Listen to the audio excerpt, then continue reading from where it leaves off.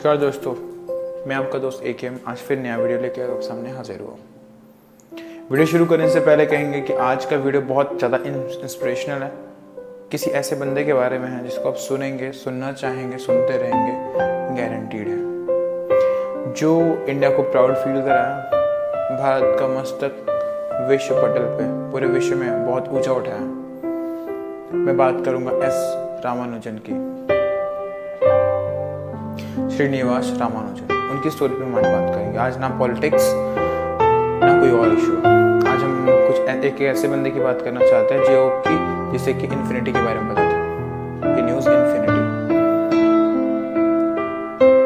तो स्टार्ट करते हैं। रामानुजन एक छोटे से परिवार से, एक मध्यम वर्गीय परिवार से बिलोंग करते थे, साउथ इंडिया से, मद्रास वहाँ से।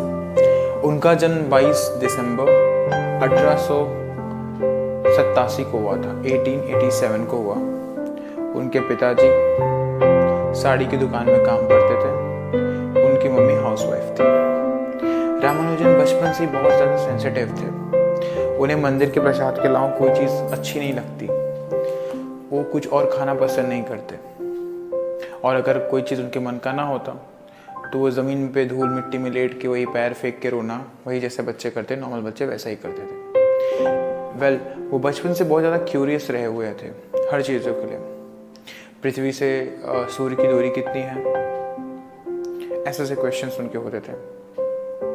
पहला इंसान धरती पे कौन आया, सबसे ज़्यादा पढ़ा लिखा कौन, ऐसे बहुत सारे क्वेश्चंस थे जो उनके दिमाग में, वो नन्हे से दिमाग में चलना चालू हो गए थे। वो स्कूल जाते, स्कूल पढ़ते, स्कूल का जो हेडमास्टर था वो उनसे इतना इम्प्रेस था कि वो कहता था कि मैं रामानुजन को 100 में से 100 मार्क्स देना चाहता हूँ, A+ देना चाहता हूँ, 100 से ज़्यादा के मार्क्स देना चाहता हूँ अगर कैपेबल हो तो। वहाँ से वो, क्योंकि वो जानते थे कि ये बंदा जीनियस है, he has some caliber which is extraordinary।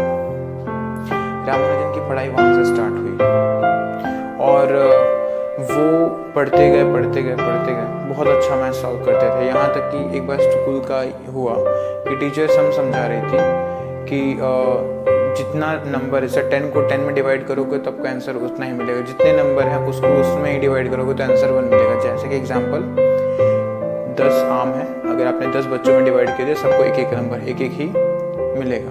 तो जितने नंबर को जितने में डिवाइड करोगे एक आंसर आने वाला है। रामानुजन ने बोला कि नहीं, 0 के साथ ये अप्लाई नहीं होगा।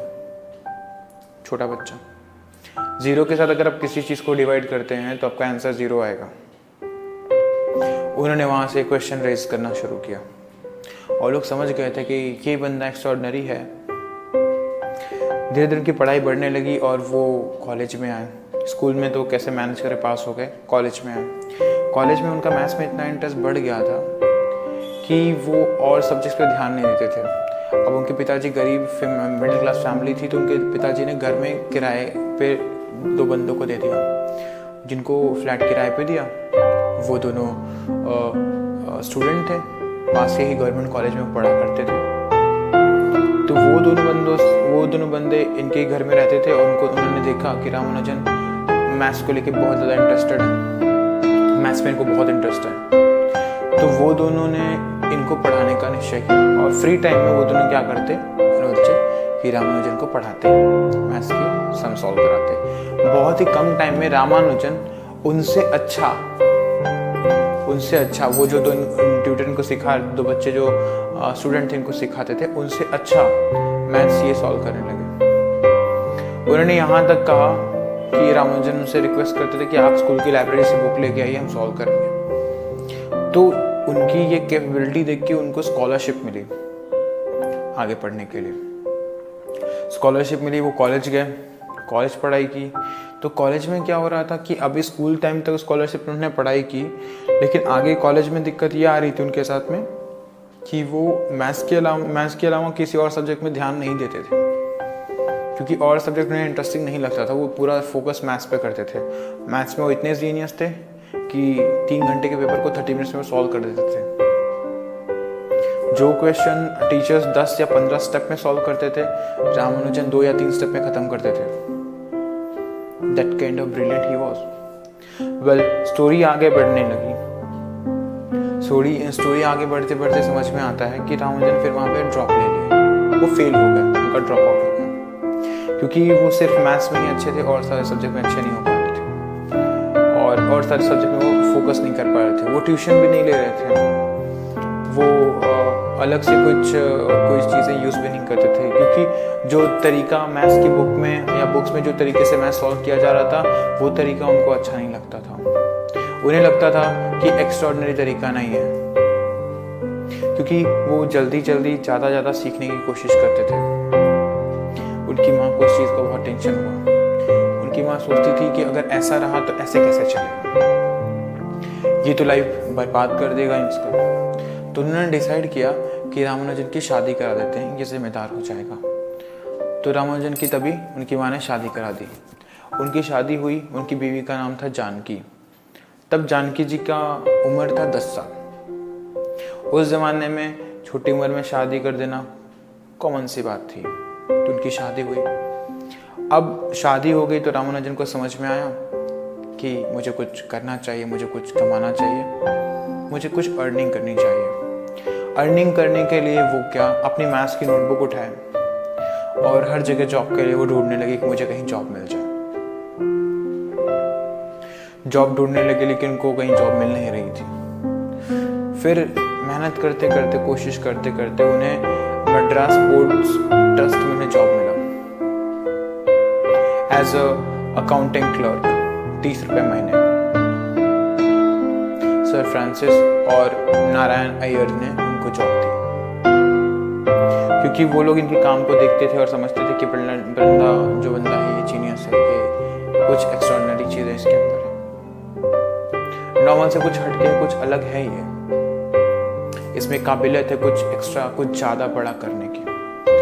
तो सर फ्रांसिस ने इन्हें इनकरेज करा रामानुजन को कि आप कैम्ब्रिज के टीचर्स को, कैम्ब्रिज की फैकल्टी को आप लेटर लिखिए, अप्रोच करिए। रामानुजन ने किया। तब तक जब क्लर्क का जॉब ही कर रहे थे, इनको 30 रुपये महीने के हिसाब से इनको सैलरी मिल रही थी। इन्होंने कैम्ब्रिज में लेटर लिखा। 3 लोगों के पास लेटर पहुंचा। 2 टीचर्स ने, प्रोफेसर्स ने पेपर फाड़ दिया। एक G.H. हार्डी प्रोफेसर थे कैम्ब्रिज के, उन्होंने ये पेपर, इनका लेटर पढ़ा, वो काफ़ी इम्प्रेस्ड हुए और लेटर के साथ ही इन्होंने 50 थियोरम्स भी भेजे थे, जिसमें एक पॉइंट था कि अगर मैं आपको 1 रुपये देता हूँ, 2 रुपये देता हूँ, 3 रुपये देता हूँ, एक थियोरम्स ये भी था। उन्होंने 50 थियोरम्स भी सैम्पल में भेजे थे, जिसमें एक थियोरम ये भी था कि अगर मैं आपको 1 रुपये, 2 रुपये, 3 रुपये, 4 रुपये, 5 रुपये ऐसे में देता हूँ और देते ही चला जाता हूँ अगर इनफाइनाइट तक, तो इसका आंसर क्या होगा, मेरे पास क्या बचेगा। तो उसका आंसर आता है, एक्चुअली आप कहेंगे इसका आंसर इनफाइनाइट है। और ये क्वेश्चन है थोड़ा सा इंट्यूटिव है, क्योंकि उसको आज के भी टीचर्स उसको इंट्यूटिव ही मानते हैं कि उसको पढ़ा लेना इतना ईजी नहीं। लेकिन उसका आंसर आया, रामानुजन ने बोला उसका आंसर है -1/12। ये अगर इक्वेशन ना होता तो फिजिक्स की स्ट्रिंग थियोरी जो है वो कभी कंप्लीट ही ना हो पाती। तो ये उनके बहुत सारे थियोरम्स में से, बहुत सारे वर्क में से एक छोटी सी ये चीज़। तो वो इनके काम से बहुत इम्प्रेस हुए और फिर इनको जब उनका यहाँ लेटर आया हार्डी का कि सर हम आपके काम से बहुत इम्प्रेस्ड हैं और हम चाहते हैं कि आप हमारे साथ काम करें, आप जल्दी से जल्दी कैम्ब्रिज आ जाएं। रामानुजन ने उनको रिवर्ट में रिप्लाई किया कि मैं कैम्ब्रिज नहीं आ सकता, क्योंकि जैसे ही मैं ओवरसीज गया तो मेरे बच्चों से फ्यूचर में कोई शादी नहीं करेगा और वो यहीं रहे। तो उनका इंटरेस्ट लेते ही, जैसे ही हार्डी का लेटर आया, ब्रिटिश गवर्नमेंट, यहाँ पे ब्रिटिशर्स तब हुआ करते थे, ब्रिटिश गवर्नमेंट ने इंटरेस्ट लिया रामानुजन में और उन्हें प्रेसिडेंशियल कॉलेज में रिसर्च स्कॉलरशिप मिली 75 रुपये महीने के हिसाब से। वो वहाँ पे काम कर रहे हैं और बहुत मनाने के बाद वो कैम्ब्रिज गए, हार्डी से मिले और वहाँ पे वो काम करने लगे। तब हार्डी ने उन्हें कहा, अगर आपको अपनी बुक पब्लिश करानी है, अपने पेपर्स पब्लिश कराने हैं, तो आपने जो थ्योरम दिए हैं आपके जो सम्स हैं इसको आपको इसके प्रूफ भी देने पड़ेंगे, क्योंकि जहाँ तक लोग स्टेप बाय स्टेप करते थे, रामानुजन 2-3 स्टेप में सम सॉल्व करते थे। वो एक्सट्राऑर्डिनरी तरीके से करते थे। तो ये तरीके से वो फिर कैम्ब्रिज के स्कूल में लेक्चर्स में प्रोफेसर्स के साथ साथ वो भी लेक्चर लेने जाने लगे कॉलेजेस में, कैम्ब्रिज के डिपार्टमेंट्स में लेक्चर लेने लगे। फिर उन्होंने प्रूफ भी दिए, कई सारे प्रूफ उन्होंने दिए अपने स्टेप बाय स्टेप, क्योंकि नॉर्मल पीपल को समझाने के लिए स्टेप बाय स्टेप ही चाहिए होता है, क्योंकि नॉर्मल पीपल आपका डायरेक्ट नहीं समझेगा, उसको स्टेप ये आंसर यहाँ पे, ये आंसर यहाँ पे कैसे आया, दे हैव सर्टेन डाउट्स। तो ये हुआ। फिर वहाँ पे रामानुजन सर काम करते रहे। फिर उसी दरमियान वर्ल्ड वॉर चालू हो गया, वर्ल्ड वॉर 1 चालू हो गया था। उनकी तबीयत बिगड़ने लगी तो वो चाहते थे कि उनकी बीवी और उनकी माँ यहाँ आ जाए कैम्ब्रिज, लंदन, लेकिन उनकी माँ ये नहीं चाहती थी। तो जब रामानुजन लेटर लिखते थे तो उनकी माँ जानकी जी को उनका लेटर नहीं देती थी और जानकी जी का लेटर रामानुजन तक पहुंचने नहीं देती थी। इस चीज को लेके रामानुजन बहुत डिस्टर्ब हो गए कि मेरे पत्र का कोई जवाब नहीं आ रहा। इस टेंशन के बीच उन्हें शॉक भी लगा एंड वो बीमार पड़ने लगे। जब उन्होंने चेकअप कराया तो पता चला कि उन्हें ट्यूबरक्लोसिस हो गया है, टीबी। फिर वो थक हार के वो एक बार सुसाइड अटेम्प्ट भी किया उन्होंने, ट्रेन के सामने कूदने जा रहे थे, लेकिन वो बच गए। लेकिन वहां पे उन्हें पुलिस ने अरेस्ट कर लिया। तो उसके बाद वहाँ पे हार्डी पहुँचे और उन्होंने छुड़ाया। उन्होंने झूठ बोला कि ये रॉयल फैमिली फेलो सोसाइटी के मेंबर हैं। रॉयल फैमिली फेलो सोसाइटी वो होता है जो जैसे आइजैक न्यूटन, बड़े बड़े जो साइंटिस्ट हुए हैं वर्ल्ड के, उनको वो मेंबर माना जाता है। जैसे आइजैक न्यूटन एक बहुत बड़े एग्जाम्पल है उसमें। तो उसमें से फराडे हो गए, न्यूटन हो गए, ये उसमें बहुत बड़े एग्जाम्पल हुए। और बाद में पुलिस ने पता लगाया तो पता चला कि he is a very great mathematician. तो उनको छोड़ दिया गया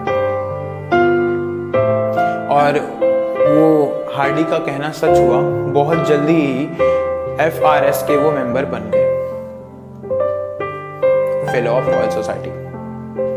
ये भी तगमा उन्हें हासिल हुआ। तो ये ग्रेटनेस के साथ उन्हें लगा कि अगर मैं इंडिया जाऊंगा तो शायद मैं ठीक हो जाऊंगा, मेरी सारी प्रॉब्लम्स सॉल्व हो जाएंगी। वो इंडिया आए, लेकिन इंडिया आने के बाद उनकी तबीयत बिगड़ती रही, सुधरे नहीं। लेकिन उन्होंने जब हार्डी को लेटर लिखे, बीच में हार्डी को लेटर लिखते रहे। हार्डी बताते हैं कि रामानुजन से मेरे बीच में कई बार बात हुई लेटर के थ्रू, और उन्होंने किसी भी लेटर में अपनी तबीयत खराब होने का या ऐसा कोई भी चीज नहीं बताया। उन्होंने हमेशा ये बताया कि आज मैंने नया थ्योरम लिखा है, आज मैंने नई चीज की है, मैं इस थ्योरी पे काम कर रहा हूं। उन्होंने टिल 1995 तक 9 पेपर उनके पब्लिश हो चुके थे, जिसमें कि एग्जाम्पल में मॉड्यूलर इक्वेशन आप ले लो, अप्रोक्सीमेशन ऑफ पाई ले लो, ये उनके फेमस पेपर्स में से 2-1 हैं। वो 10 सालों में लगभग 3000 थ्योरम्स उन्होंने लिखे थे विद प्रूफ, और बहुत ही कम उम्र में, 32 साल की उम्र में हम उन्हें खो दिए। वो 32 साल की उम्र में वो उनका देहांत हो गया, वो हमारे बीच से चले गए। आज वर्ल्ड उन्हें ग्रेटेस्ट साइंटिस्ट मानती है, ग्रेटेस्ट मैथमेटिशियन मानती है। तो मेरे अंदर 3-4 सवाल हैं, बहुत दुख है, और 2-3 सवाल भी हैं जो मैं कहना चाहूँगा, प्रस्तुत करना चाहूँगा। पहला चीज ये कि अगर ब्रिटिशर्स ना होते तो क्या रामानुजन को वो रिकॉग्नाइजेशन मिलती? सेकंड क्वेश्चन मेरा ये है कि रामानुजन जैसे कितने और लोग क्या होंगे इंडिया में जो कैपेबल तो हैं, जिनके अंदर टैलेंट तो है, लेकिन उनको वो मंच, वो फील्ड, वो जगह नहीं मिल पा रही जिसके वो हकदार हैं। अगर वो 32 की उम्र में उनका डेथ हो गया, अगर शायद वो नॉर्मल लाइफ स्पैन जैसे 60 या 70 साल की जीते तो कुछ गजब कर सकते थे, शायद कितनी और बड़ी चीजें कर सकते थे वो। आज वर्ल्ड का हर बड़ा मैथमेटिशियन रामानुजन से कुछ सीखना चाहता है। वो जो उन्होंने स्ट्रिंग थियोरी के लिए दिया था, इसीलिए उनका नाम पड़ गया था the man who news infinity. तो क्या हमारे देश में प्रतिभाएं ऐसे ही मर जाएंगी? इसको रिकॉग्नाइज करने के लिए क्यों फॉरेनर जो 7 समंदर पार से हैं वो यहाँ ढूंढ लेते हैं, लेकिन हमारे लोग यहाँ पे क्यों नहीं ढूंढ पाते? ये बहुत बड़ा क्वेश्चन है। हमारे देश में टैलेंट की कमी नहीं है। हमारे देश में प्रोफेसर्स ले लो, इंजीनियर्स ले लो, डॉक्टर्स ले लो, मैथमेटिशियंस ले लो, XYZ नेम एनीथिंग, एनीवन, सब हैं और सब टॉप क्लास के। आज वर्ल्ड में कहीं भी आप बड़ी चीज देखोगे तो वहाँ इंडियन जरूर मिलेगा आपको। लेकिन क्यों ये फॉरेनर लोग इस चीज को स्पाई आउट कर लेते हैं, स्पॉट आउट कर लेते हैं, हम क्यों नहीं कर पाते? ये बहुत बड़ा क्वेश्चन है। हमारे देश को आगे बढ़ाना है, चीज़ें करनी है, तो ये चीज़ों पे भी काम करना पड़ेगा। गवर्नमेंट अगर ये बात बहुत आगे तक पहुंचती है, आप पहुंचाते हैं, तो आपको बहुत बड़ा शुक्रिया होगा। कि मैं चाहूँगा कि आप बातें आगे तक पहुँचाएं, गवर्नमेंट कुछ ऐसा डिपार्टमेंट बनाए जो चीज़ों को चेंज करे, जो लोगों की प्रतिभाओं पे काम करे। अब अगर इंडिया के हिसाब से होता तो वो फेल हो गए बैठे होते, कहीं क्लर्क बने बैठे होते आज भी वो। लेकिन उनके एक सब्जेक्ट में मास्टरी थी और वो सब्जेक्ट उन्हें कहाँ तक ले गई ये पहचाना कौन? फॉरेनर पहचाना, ये ब्रिटिशर्स पहचाना। तो ये चीज़ें हम क्यों नहीं कर पा रहे? किसी बंदे की किसी में खूबी है तो उसको निखारो, उसको आगे ले जाओ। मेरा यही मानना है, मेरा यही कहना है। हर बंदे में कुछ खूबी है, निखारने का मौका दो।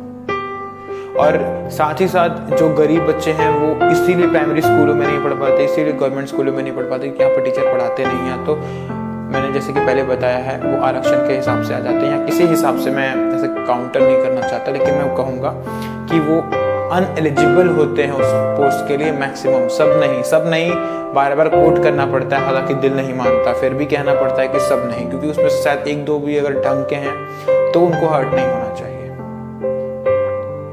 जितने ये रूल होना चाहिए मेरे हिसाब से कि जितने गवर्नमेंट एम्प्लॉय होंगे, अगर आप गवर्नमेंट जॉब करोगे तो आपके बच्चे गवर्नमेंट स्कूल्स में ही पढ़ेंगे, गवर्नमेंट कॉलेजेस में ही पढ़ेंगे, दूसरी जगह नहीं पढ़ेंगे। अगर ये सिर्फ एक चीज़ कर दिया जाए, जब DM, कलेक्टर, मैजिस्ट्रेट, ये IAS, PCS के जब बच्चे एक वो प्राइमरी स्कूल में पढ़ेंगे, अपने आप स्टैंडर्ड इम्प्रूव हो जाएगा। फिर आपको और हमें कुछ करने की ज़रूरत नहीं होगी। कुछ ऐसे इनिशिएटिव, कुछ ऐसे स्टेप्स लेने पड़ेंगे जो कि स्ट्रांग हैं लेकिन इंडिया के फ्यूचर के लिए बहुत ब्राइट हैं। आप हर जगह पॉलिटिक्स करिए, लेकिन प्लीज़ एजुकेशन के साथ पॉलिटिक्स मत करिए। वीडियो को अंत तक देखने के लिए आप लोग का धन्यवाद। मैं ऐसी ही हमेशा कुछ इंटरेस्टिंग, कुछ इनोवेटिव चीज़ें आपके सामने लेके आता रहूँगा और कोशिश करूँगा कि हमेशा हर रोज़ कुछ आपको अच्छा सुना सकूँ, कुछ अच्छा बता सकूँ। तब तक के लिए धन्यवाद और वीडियो को लाइक, शेयर, सब्सक्राइब ज़रूर करेगा। जय हिंद, जय भारत।